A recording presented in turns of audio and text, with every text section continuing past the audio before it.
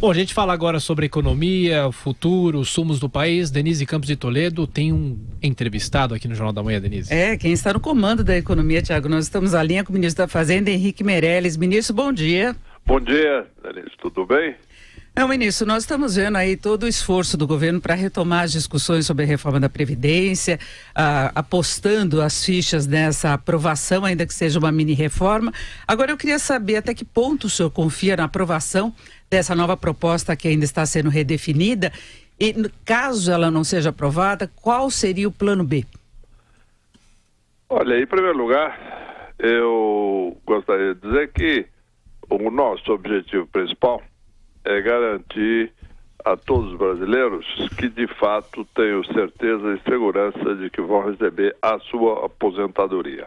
Esse é um aspecto fundamental. Existem diversos países do mundo onde a Previdência já entrou em insolvência, isso é, quebrou, e não teve condições de pagar os aposentados. Ou, como é o caso de países como a Grécia, por exemplo, onde o governo teve que cortar o valor da aposentadoria para que a Previdência conseguisse pagar. E, no caso da Grécia, chegou a cortar 14 vezes. Cortava um pouco, não era suficiente, cortava mais e mais. Isso é um desastre, isso é um absurdo. E, infelizmente, o Brasil está longe disso. Então, o que nós estamos fazendo é exatamente trabalhar para que nós, de fato, tenhamos condições de dar a todos os brasileiros a segurança de que vão receber o seu valor integral da aposentadoria uma vez aposentados. E, dito isso, acreditamos que esse assunto será tratado com responsabilidade por todos e nós acreditamos na aprovação pelo Congresso Nacional. Evidentemente que o Congresso é soberano e vamos aguardar o que decide. A partir daí, Denise, nós vamos poder tomar qualquer decisão, porque seria prematuro agora estarmos falando em alternativas quando a convicção é de que a possibilidade de ser aprovado é muito grande. Agora, ministro, essa reforma já teria algum impacto nas contas no próximo ano? Porque o governo tem a meta de um rombo de 159 bilhões de reais e há dúvidas quanto à possibilidade de se chegar a esse número. O governo teria de contar de novo com receitas extraordinárias. Então, em relação à meta do próximo ano, qual seria a estratégia? Olha, a meta do próximo ano será atingida de qualquer maneira, porque nós temos um compromisso com isso e cortes de despesa serão efetuados visando atingir a meta, se necessário, cortes adicionais de despesa. O problema maior com a Previdência não é apenas uma questão do ano que vem ou outro, é toda uma trajetória, são os próximos anos. A economia é muito formada de expectativa. Consumidores, investidores, todos, empresários, todos, eles se baseiam, nós nos baseamos, qualquer pessoa, em termos do que ele acha ou ela acha que vai acontecer no futuro. Aí compra ou não compra, ou poupa, ou investe ou não investe, etc.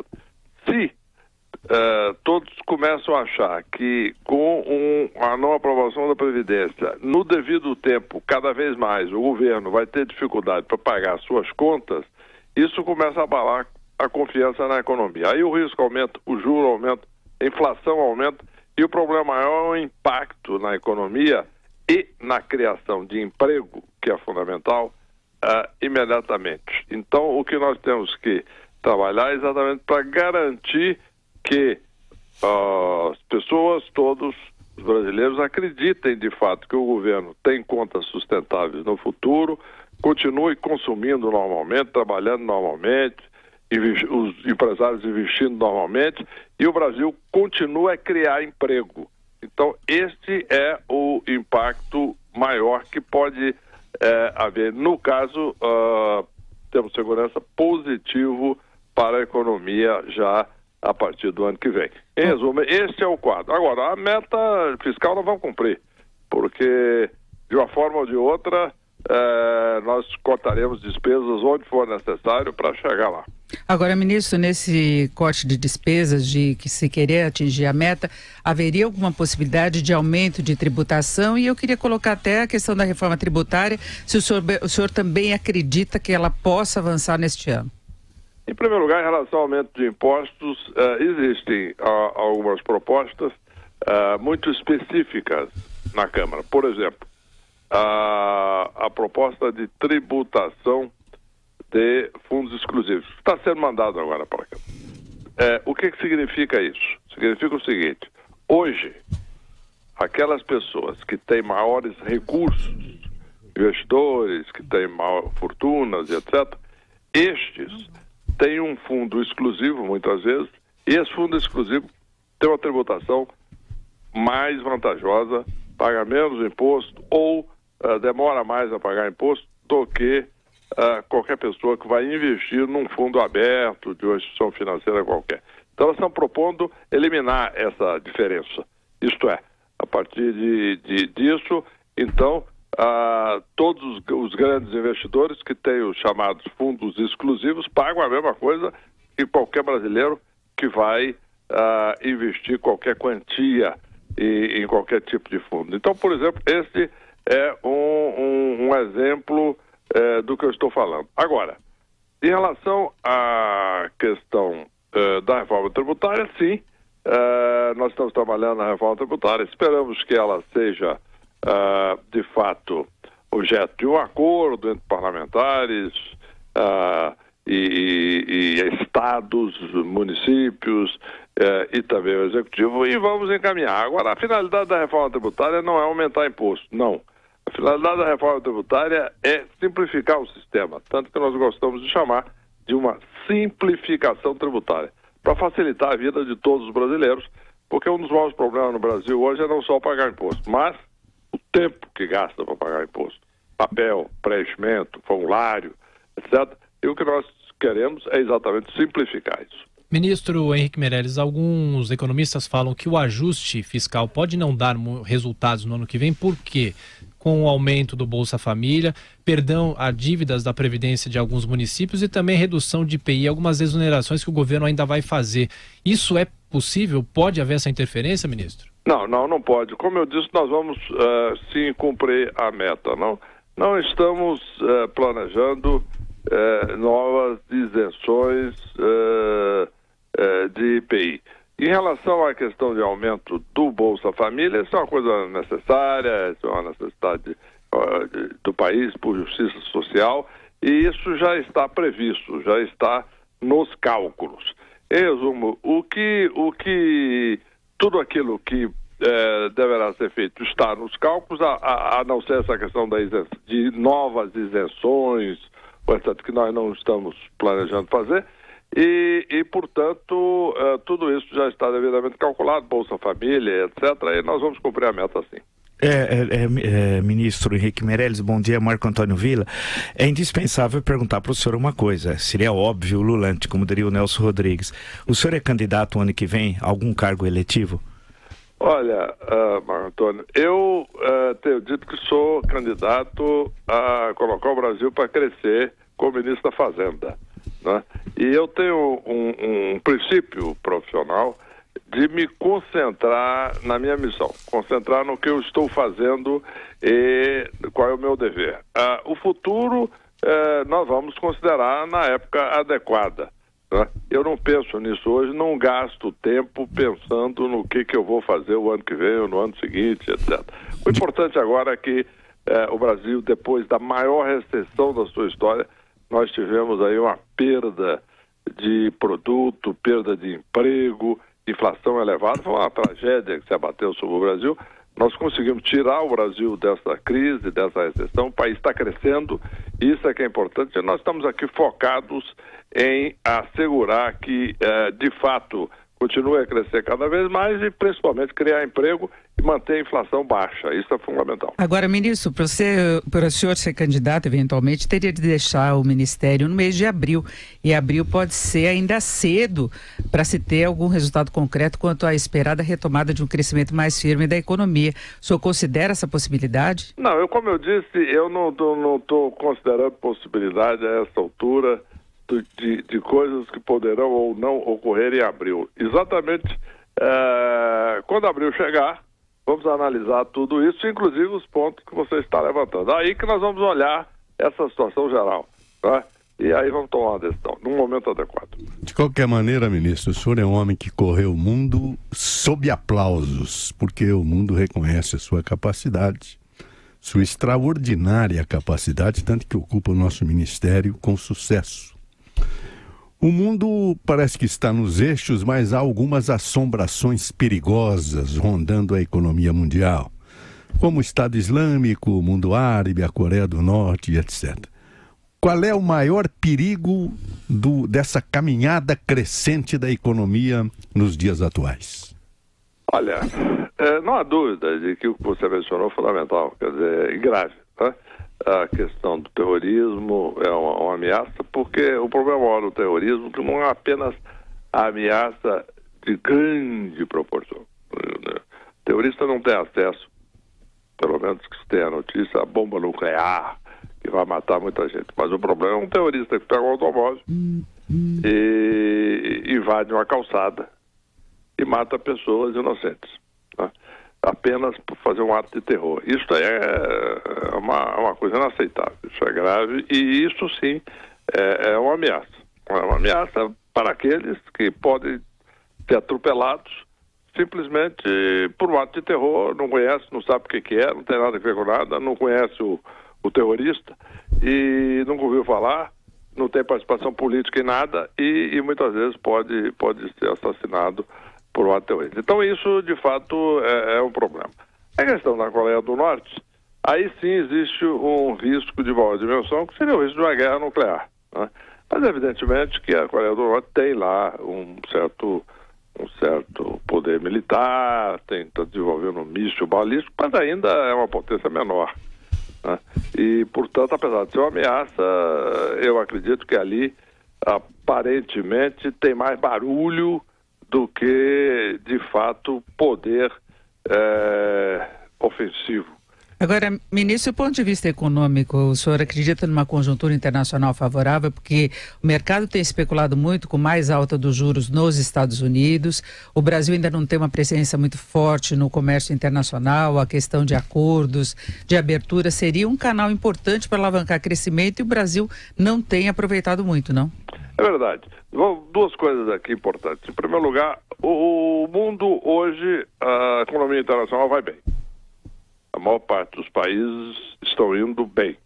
A Europa vai bem, os Estados Unidos vai bem, os asiáticos continuam aí muito bem. A América Latina está saindo dessa crise, o Brasil, felizmente, aí na liderança do processo, crescendo cada vez mais e isto é que é muito importante. Em relação ao comércio internacional, você tem razão. Quer dizer, o Brasil não tem aproveitado todas as oportunidades que o comércio internacional oferece. O Brasil se fechou muito nos últimos anos, já tem um bom tempo, muitos anos. Mais de 10, onde o Brasil de fato está fechado, o Brasil fica protegendo determinadas questões locais, grupos, etc., e não abre para o comércio internacional, que poderia beneficiar todos os brasileiros. Nós estamos trabalhando nessa direção, sim. Estamos negociando, juntamente com a Argentina e demais países do Mercosul, com a União Europeia, para exatamente abrir o mercado europeu para o Brasil, para nós, e abrir os Estados Unidos também. Estamos negociando com os Estados Unidos, abrir agora também conversações com aqueles países da costa do Pacífico, Chile, Colômbia, Peru, etc., para abrir também as nossas tratativas com esses países, no sentido também de ter maior fluxo comercial. Em resumo, estamos trabalhando intensamente nessa direção. E certamente você tem razão, isso é muito importante como próximo passo para o país. Ministro, o senhor me permite mais uma pergunta sobre eleições. O blog do Ricardo Noblat, do Jornal Globo, diz o seguinte, que o presidente Michel Temer, acaba de sair essa informação, ele quer inclusive antecipar para dezembro o prazo para que os ministros que pretendem disputar as eleições em 2018 deixem o governo. Aí é mais cedo ainda do que a Denise perguntou, em abril, não é, ministro? Tá certo. Exatamente a decisão, aparentemente, os ministros que estão já decididos a sair, aqueles que já são candidatos, que deverão renovar mandato, etc., esses aí possivelmente podem, de fato, antecipar a sua saída. Não aqueles que não decidiram, né, que poderão ou não fazer isso no momento adequado. Então, o que existe é um compromisso que eu tenho, não só com o presidente, mas eu tenho com o país, de cumprir a minha função e certamente não faria sentido nenhum, como inclusive foi a pergunta anterior, de que eu antecipasse qualquer coisa. A pergunta se abril não era muito cedo, né, para sair. Certamente isso é uma decisão a ser tomada lá, mas agora certamente seria muito cedo. Então não há isso, o meu compromisso com o país para valer. Agora, ministro, para nós encerrarmos, eu gostaria de repassar as perguntas que eu estou vendo de alguns internautas que certamente seriam pontos de questionamento no caso de o senhor ser candidato à presidência. Uma delas é o fato de o senhor ter sido participado do governo Lula, isso é sempre questionado, cobrado depois de tudo que aconteceu. A outra é a sua participação na JBS e, por fim, estão questionando também por que não há uma cobrança mais efetiva da inadimplência junto à Previdência, as grandes empresas que não pagam. Então, são 3 pontos que eu acho que vale a pena colocar para uma explicação até para a sociedade. Pois não, realmente tudo muito importante. Eu, de fato, fui presidente do Banco Central no governo Lula, e tive naquele momento total independência, de acordo com o que era o combinado entre o então presidente Lula e eu. Fizemos, de fato, nesse aspecto, um trabalho que teve grande êxito. O Banco Central do Brasil conseguiu colocar a inflação na meta, estabilizar a economia brasileira e o país cresceu de forma substancial naquele período, exatamente devido à estabilidade da economia. E, evidentemente, eu não participava de outras questões de governo e não tenho possivelmente nenhum tipo de, digamos assim, ingerência em outras partes, sequer da política econômica, né? Não tive, e resumo, foi totalmente focado na estabilização da economia do Banco Central, com muito sucesso, aliás, segundo o reconhecimento geral, né? Em relação a trabalho para o setor privado, eu, de fato, prestei consultoria a diversas empresas e serviços de orientação, né? Como, por exemplo, o Lazard Americas, que é um dos maiores bancos de investimento do mundo. Eu fui chairman do Lazard Americas, isto é, presidente do conselho. Eu fui também da KKR, que é uma das maiores empresas de investimento, talvez a maior empresa de investimento do mundo, né? E também orientei a criação do primeiro banco totalmente digital no Brasil, que foi o caso da plataforma digital do Banco Original, que também foi um trabalho bem sucedido e estritamente focado técnico. E uma das coisas que eu me orgulho é exatamente que, independentemente dos grupos com que eu trabalhado, dos governos dos quais eu participei, é uma conduta ilibada, inquestionável e que não tem nenhum tipo de problema que possa ser levantado a esse respeito, etc. Em resumo, é um dos meus pontos de maior orgulho o fato de que não há nenhum tipo de sequer suspeita em relação à minha conduta, exatamente porque eu sempre me pauto não só pela ética, mas pela moralidade e pela lei. A sua última pergunta, desculpe. Em relação à inadimplência do INSS, as grandes empresas que não pagam. Existe sim uma cobrança forte por parte da Procuradoria-Geral da Fazenda Nacional. Agora, nós vivemos num Estado de Direito, né? Nós não podemos ir lá e simplesmente tomar os recursos da empresa para cobrar, né? Isso aí está sujeito a procedimentos judiciais. Isso vai cobrado na justiça, o juiz de primeira instância decide, a apelos vai para a segunda instância. Nós temos também cobranças de ordem administrativa, etc., em andamento. Mas, em resumo, a cobrança é feita com todo o rigor, não há dúvida. Agora, é importante acabar com um mito. Mesmo que todas as empresas inadimplentes pagassem, né, nós ainda assim teríamos um déficit da Previdência, não resolveria, não. Segundo, muito importante, a maior parte dessas empresas devedoras são empresas que já quebraram. Né? Por exemplo, dívidas da extinta VASP, entendeu? É um maior exemplo. Então são companhias que faliram, quebraram, não existe, e as pessoas olham lá na dívida, tem essa dívida aqui, podia cobrar. Mas não adianta, são companhias que já quebraram, já faliram, etc. Agora, aquelas companhias que têm ainda patrimônio e recursos, sim, a Procuradoria está cobrando ativamente. Certo, nós ouvimos o ministro da Fazenda, Henrique Meirelles. Ministro, eu agradeço muito a sua participação aqui no Jornal da Manhã. Um bom dia. Bom dia, muito obrigado a todos.